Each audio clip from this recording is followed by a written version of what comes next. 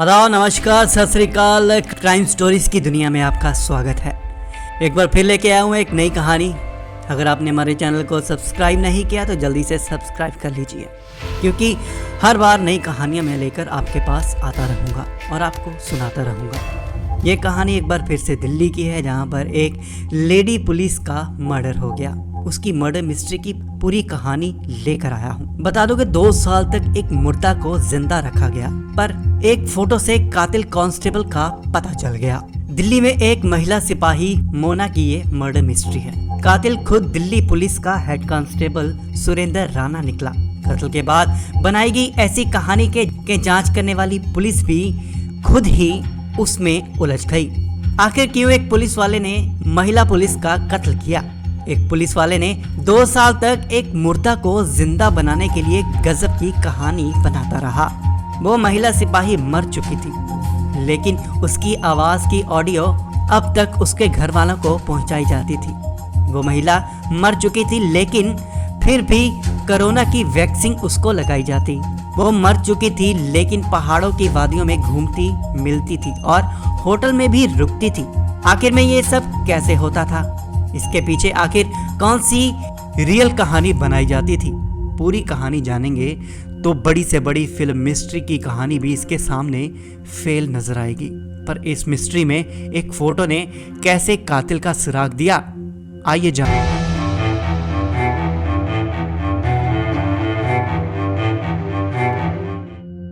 अमूमन जब किसी का कत्ल होता है तो कातिल को पकड़ने की जिम्मेदारी पुलिस की होती है, लेकिन जब पुलिस वाला ही कत्ल कर दे तो फिर कौन पकड़ेगा? ये दिल्ली के उस चर्चित बुराड़ी इलाके का गंदा नाला है, जिस बुराड़ी में एक घर ही के अंदर 11 लोगों ने खुदकुशी कर ली थी। इस वक्त इस नाले में एक तलाश चल रही है, एक ऐसी तलाश जो 2 साल पहले हुई एक सनसनीखेज कत्ल का राज उगलने वाली है। दिल्ली पुलिस की एक लेडी कांस्टेबल का, जिसके राज को दिल्ली पुलिस के एक हेड कांस्टेबल ने पूरे 2 साल तक पुलिसिया दिमाग के सहारे पूरी दुनिया में छुपाए रखा। इस कत्ल को छुपाने के लिए उसने सब कुछ किया जो किसी कत्ल को उजागर करने के लिए पुलिस करती है। ये पुलिसिया दिमाग ही था जिसने इस एक कत्ल पर पूरे 2 साल तक पर्दा डाले रखा। इन 2 सालों में एक पुलिसिया वाले ने मुर्दा लेडी कांस्टेबल को जिंदा साबित करने के लिए हर मुमकिन कोशिश की। 2 साल तक अपनी कोशिश के बाद एक तरह से वो कामयाब भी रहा, लेकिन अब 2 साल के बाद दिल्ली पुलिस के बराड़ी इलाके के जिस नाले से ये कहानी शुरू हुई थी, उसी नाले पर जाके ये खत्म होगी। आइए कहानी में आगे बढ़ते हैं। ये कहानी है दिल्ली पुलिस की लेडी कांस्टेबल मोना यादव और दिल्ली पुलिस के हेड कांस्टेबल सुरेंद्र राणा की। बुलंदशहर की मोना यादव ने 2014 में दिल्ली पुलिस ज्वाइन किया था बतौर कांस्टेबल। इसके बाद पहले 2014 में सुरेंद्र राणा ने दिल्ली पुलिस में ज्वाइन किया था। सुरेंद्र PCR वैन का ड्राइवर हुआ करता था। बाद में सुरेंद्र और मोना की तैनाती पुलिस कंट्रोल रूम में हो गई और यहीं दोनों की पहली मुलाकात हुई। धीरे धीरे मुलाकात दोस्ती में बदल गई। मोना पढ़ने लिखने में बहुत तेज थी। उसका सपना IPS ऑफिसर बनने का था। ड्यूटी के बाद वो लगातार UPSC की तैयारी किया करती थी। इसी तैयारी के दौरान यूपी पुलिस की भी परीक्षा दी। परीक्षा में पास कर वो सीधे सब इंस्पेक्टर बन गई। सब इंस्पेक्टर बनते ही दिल्ली पुलिस से इस्तीफा दे दिया, लेकिन उसने यूपी पुलिस में ज्वाइन करने की बजाय UPSC की तैयारी करने का फैसला किया। इसी तैयारी करने के लिए अब वो मुखर्जी नगर में एक PG में रहने लगी। तैयारी की वजह से अब सुरेंद्र और मोना में कम मुलाकात हुआ करती थी। मोना अपना सारा ध्यान पढ़ाई में लगाया करती थी। उधर सुरेंद्र मोना के सब इंस्पेक्टर बनने और फिर उसकी UPSC की तैयारी चलते अब वो परेशान रहने लगा। मोना की तैयारी को देखते हुए उसे लगा था कि वो पक्का IPS ऑफिसर बनेगी, इसीलिए अब मोना पर शादी के लिए दबाव डालने लगा। हालांकि वो पहले से शादीशुदा था। मोना लगातार शादी से इनकार किया करती थी। उसका पूरा लक्ष्य UPSC की इम्तिहान में लगा हुआ था। 8 सितंबर 2021 को सुरेंद्र और मोना में शादी की बात को लेकर एक बार फिर से झगड़ा हुआ।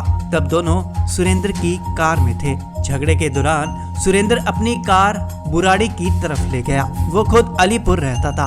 बुराड़ी में पुश्ते के करीब एक सुनसान जगह पर गाड़ी रोककर उसने गुस्से में मोना का गला दबा दिया।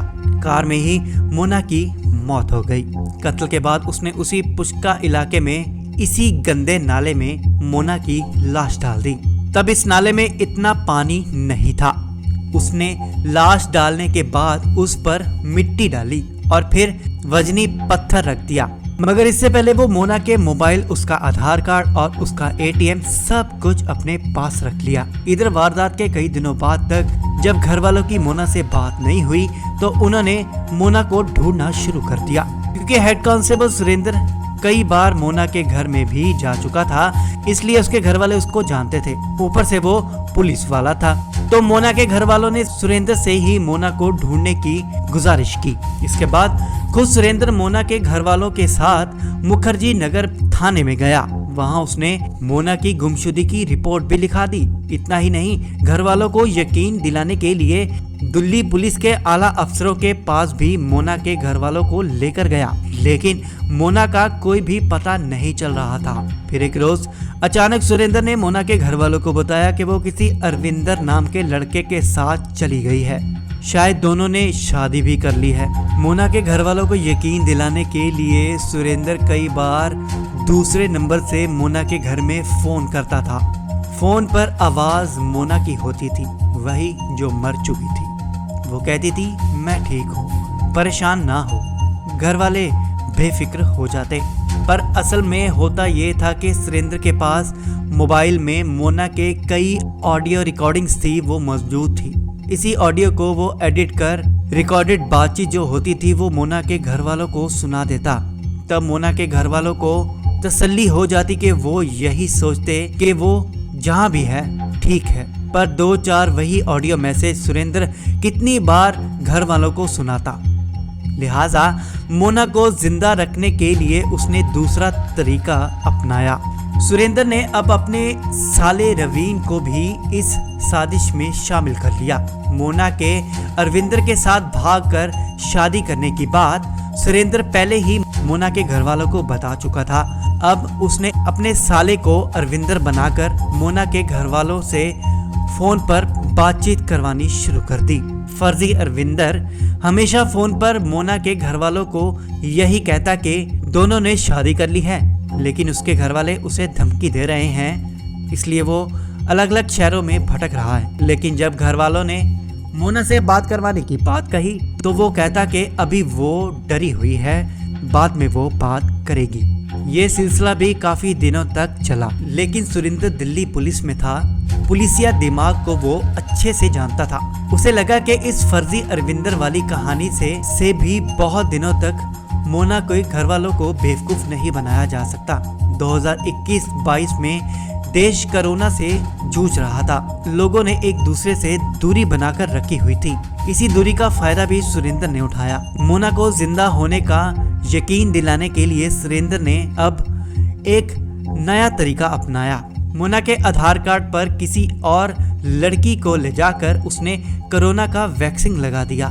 इसी वैक्सीन के सर्टिफिकेट को भी मोना के घर पर भिजवा दिया। सर्टिफिकेट पर साल और महीना दर्ज था। घर वालों को लगा कि चलो बेशक मोना गुम है लेकिन जिंदा है। लेकिन सुरेंद्र का पुलिसिया दिमाग अब भी काम कर रहा था। उसे मालूम था कि हर थोड़े दिनों में मोना के जिंदा होने का सबूत घर वालों को देते रहना जरूरी है। इसके लिए भी उसने एक नया तरीका अपनाया। मोना का आधार कार्ड पहले से ही उसके पास था। 2021-22 में कोरोना का कहर जारी था और 2 गज की दूरी पर मास्क जरूरी था। सुरेंद्र ने इस मास्क का भी फायदा उठाया। पंजाब के कई होटलों में उसने अलग अलग कॉल गर्ल्स को रुकवाने के लिए भेजा। होटल में एंट्री के लिए आईडी कार्ड के तौर पर हर जगह उन लड़कियों ने मोना का आधार कार्ड ही दिया। अलग अलग होटलों में मोना के नाम पर दूसरी लड़की को ठहराने के बाद सुरेंद्र खुद इस बात की जानकारी मोना के घर वालों को देता था। वो बताता कि उसके मुखबिरों को पता चला है कि मोना इन शहरों के होटलों में रुकी थी। फिर वो मोना के घर वालों को लेकर खुद उन्हीं होटलों में जाता। वहाँ रजिस्टर चेक करता, नाम और शिनाख्ती कार्ड चेक करता। घर वाले भी देखते कि आधार कार्ड तो मोना का ही है, पर इस अफसोस के साथ लौट आते कि यहाँ पहुँचने में जरा सी देरी हो गई, वरना मोना मिल जाती। लेकिन ऐसा करके सुरेंद्र अब भी लगातार मोना को जिंदा रखे हुए था। मोना को गायब हुए 2 साल से ज्यादा का वक्त गुजर चुका था। 2023 आ चुका था, आधा साल बीत चुका था और मोना को गायब हुए पूरे 2 साल हो चुके थे। मोना के घर वालों, खासकर उसकी बहन को अब शक होने लगा था। उसे लगा कि अगर उसने अपनी मर्जी से भागकर शादी कर ली है तो अब तो 2 साल हो चुके हैं, सब कुछ सेटल भी हो चुका है, फिर वो क्यों सामने नहीं आ रही। बहन को लगा कि कुछ ना कुछ तो गड़बड़ है और इसी के बाद अब मोना के घर वालों ने दिल्ली के पुलिस कमिश्नर से मिलने का फैसला किया। पुलिस कमिश्नर ने पूरी कहानी सुनने के बाद क्राइम ब्रांच को मोना की तलाश की जिम्मेदारी सौंपी। 2 महीने पहले क्राइम ब्रांच ने अपनी जांच जो है वो शुरू कर दी थी। क्राइम ब्रांच ने सबसे पहले मोना के घर वालों से पूछताछ की। तब पता चला कि मोना की गुमशुदगी के बाद कई बार अलग अलग नंबरों से अरविंदर के एक शख्स का फोन आता था। वो ये बताता था कि उसने मोना से भागकर शादी कर ली है और दोनों ठीक हैं। पुलिस ने अब उन दोनों नंबरों को खंगालने का फैसला किया। जांच के दौरान पता चला कि जिन नंबरों से कॉल किए गए थे वो सिम नंबर सब फर्जी निकले। ऐसे ही एक फर्जी आईडी वाले सिम कार्ड के फॉर्म पर एक तस्वीर चिपकी हुई थी। इस फॉर्म पर नाम तो किसी और का था, लेकिन फोटो राजपाल नाम के एक शख्स की चिपकी हुई थी। पुलिस ने जब फॉर्म पे चिपकी इस तस्वीर को मोना के घर वालों को दिखाया तो उन्होंने उसकी पहचान राजपाल के तौर पर की।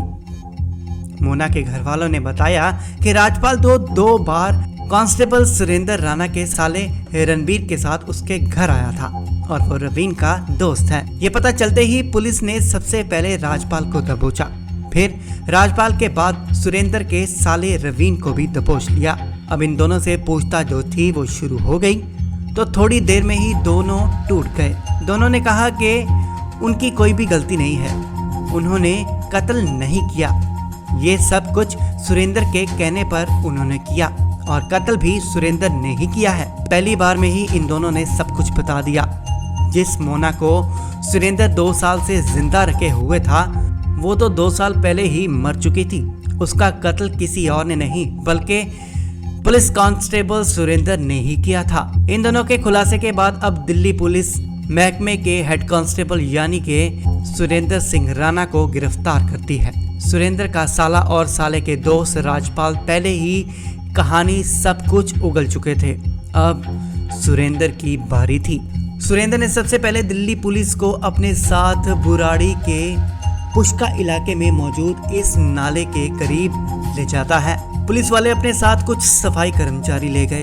अब नाले की तलाश शुरू हो गई। थोड़ी देर की मुशक्कत के बाद ही अचानक नाले की गहराई से एक बजनी पत्थर के नीचे दबा हुआ कंकाल बाहर निकला। कंकाल ठीक उसी जगह से बरामद हुआ जिस जगह से सुरेंद्र ने इशारा किया था। कंकाल को अस्पताल भेजा गया। अब इसके बाद मोना के घर वालों के डीएनए सैंपल लिए गए। अब नाले से जो बरामद कंकाल और मोना के घर वालों के डीएनए सैंपल की जांच चल रही है और ये जांच साफ कर देगी कि नाले में जो कंकाल बरामद हुआ है कि वो मोना का ही है। तो दोस्तों ये थी आज की कहानी और कहानियां लेकर आपके साथ क्राइम स्टोरीज में फिर हाजिर होऊंगा। तब तक के लिए इजाजत दीजिए, सुरक्षित रहिए, धन्यवाद।